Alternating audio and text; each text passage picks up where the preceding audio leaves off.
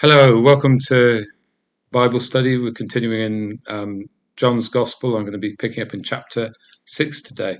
And it starts off where it says that Jesus crossed to the far side of the shore or the Sea of Galilee, the Sea of Tiberias. Uh, Even that imagery to me, he's just been having these debates with the um, Jewish leaders of the day and the religious people of the day. So he's been having that debate. And to me, though there's a time gap, that sort of statement he crossed over to the other side is more than just a positional, practical, down to earth statement. I just think it signals something that this next moment is not, it's like he's moved away from the religious people and he's now, among and looking and teaching and bringing something to a different crowd of people. That's the little parable in there, really. And says that the people that have joined him there, it says there's a great crowd of people that followed him. It was because they saw the miraculous signs that he performed when he healed the sick. So the thing that tells me, because we haven't had many stories of healing the sick up to that point, we've had one or two.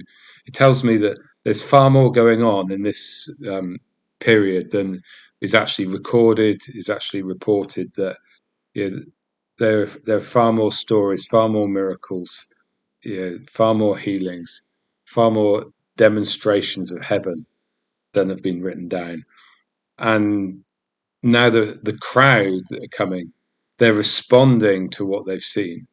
And I think at this point, their hearts are caught by the miracles. It's not the teaching of Jesus. It's not who he is. It's not who he says he is.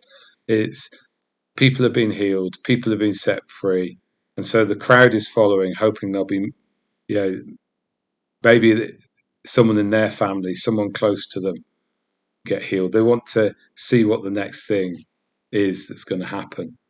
And it says that Jesus, he went up on the mountainside and sat down with his disciples. Can you imagine being one of the disciples and you're um, just you're walking along with Jesus, and there's this massive crowd, not just a small. It says a great crowd of people following. It must have been a bit daunting. It's not like these modern events where it's ticketed to 10,000 people, or great advertising has happened so that people get drawn from all over the country to watch or listen or receive something from some incredible preacher. I think Jesus models it far better. He doesn't go for the publicity. He's going about his business, and the crowd is following. He's it's because of what he's done. The crowd is there.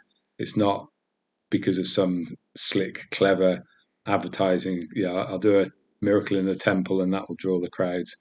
Tell them that the meeting's at 6 o'clock at this spot. No, people's hearts have been drawn, but at this point, it's drawn, I think, by the miracles. It says then in verse 4, the Jewish Passover festival was near.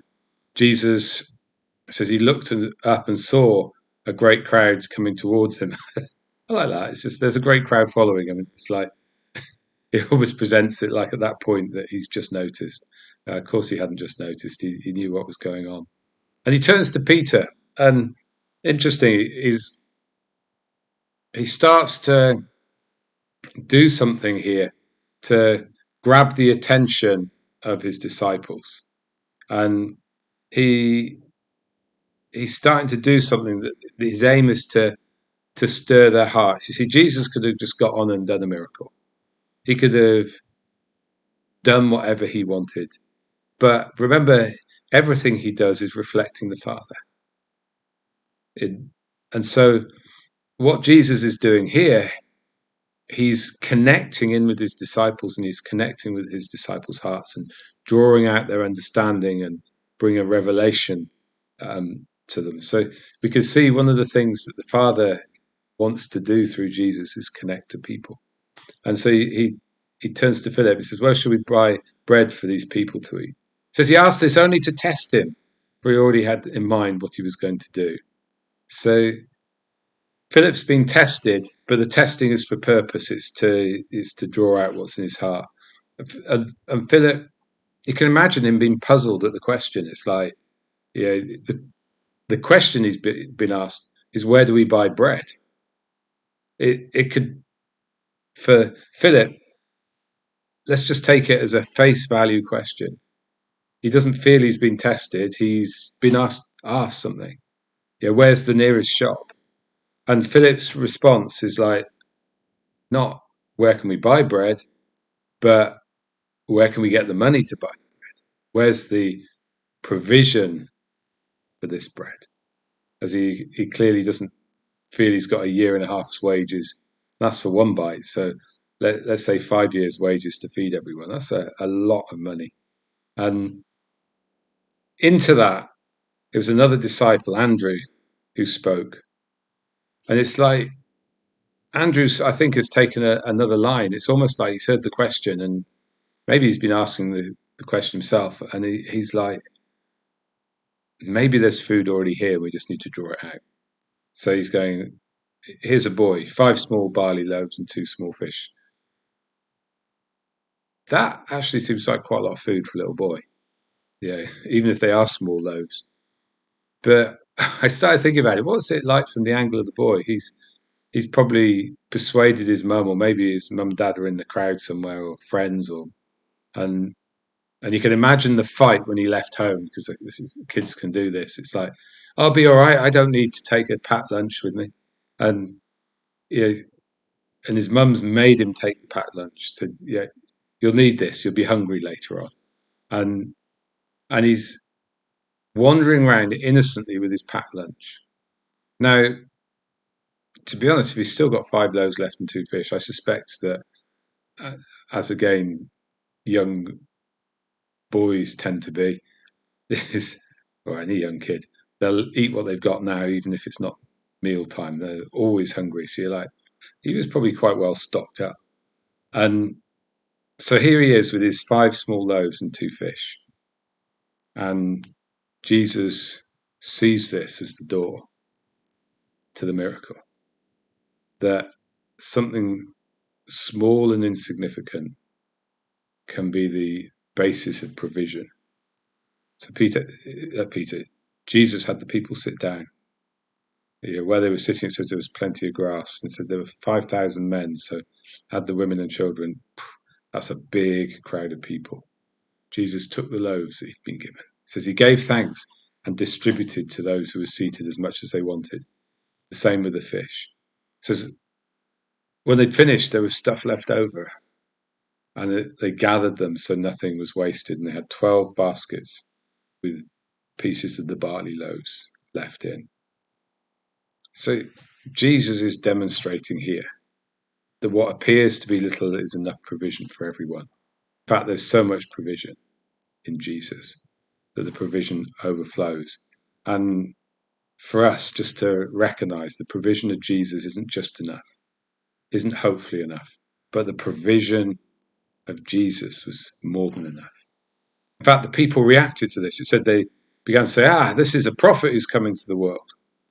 And then it says something interesting. It says that Jesus withdrew, knowing that they wanted to make him king by force. And it's like, this is a nation at the time that is lacking, that leadership, and so they're reacting to this. There's a guy called Stephen Hill. I'm just going to read something he said, which I think is very interesting. He said, when people clamour to make Jesus king, they're seeking to meet their gnawing father hunger. When leadership, protection, and blessing of fathers is absent, the yearning is transferred to the desire for someone to rule. The hunger for a king can never be satisfied, can never satisfy father hunger. And he says, orphanness puts a desperation into us to look somewhere else for security. In other words, to try and make a king by force.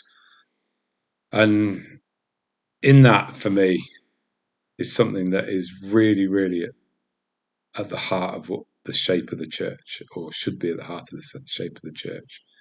Yeah, what sort of leadership are we looking for in the church? Are we looking for a structure that gives us confidence in rule, authority, that becomes the language? Or are we looking for family, which I believe is what the gospel contains? We're looking for family, which comes with that sense of togetherness, a place where there's that feeling of security, care, being looked after, a place to grow and to mature in God. And sometimes from that orphan place, we can be looking for something that isn't really what God wants us to receive. You see, there's a layer that came in above, the whole kingship, if you like.